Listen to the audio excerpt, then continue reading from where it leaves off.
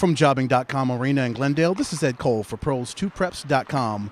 The Coyotes are preparing for their final 5 games of the season, and whatever comes after that, be it playoffs, a division title, or nothing. But it all starts on Thursday night against the San Jose Sharks.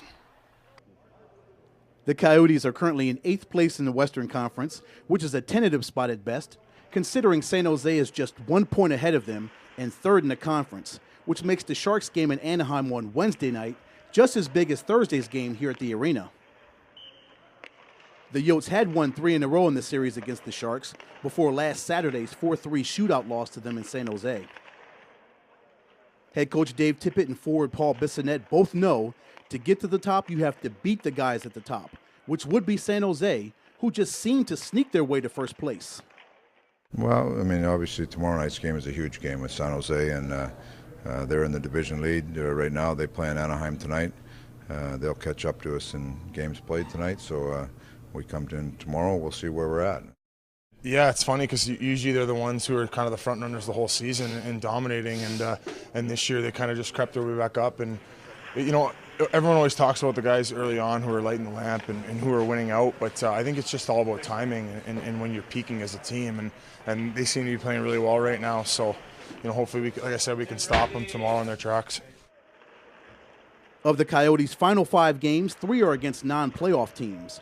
Forward Rafi Torres says don't overlook those teams because they're the most dangerous teams of all, the ones with nothing to lose.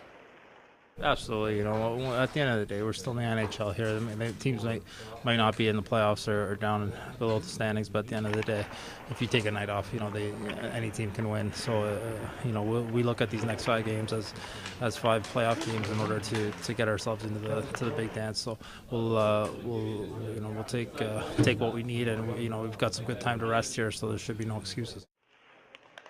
The other big news from practice on Wednesday was the return of right winger Shane Doan from his 3-game suspension after elbowing Jamie Benn of the Stars in Dallas just 8 days ago.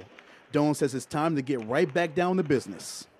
It's good to be back here. Obviously disappointed whenever you find yourself in the situation I was in, and it's disappointing, but you know, 3 games are up now and it's back at it.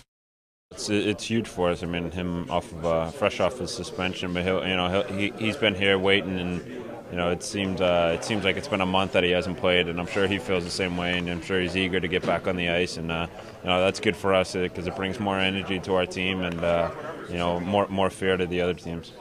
From jobbing.com Arena in Glendale, this is Ed Cole for Pros2Preps.com.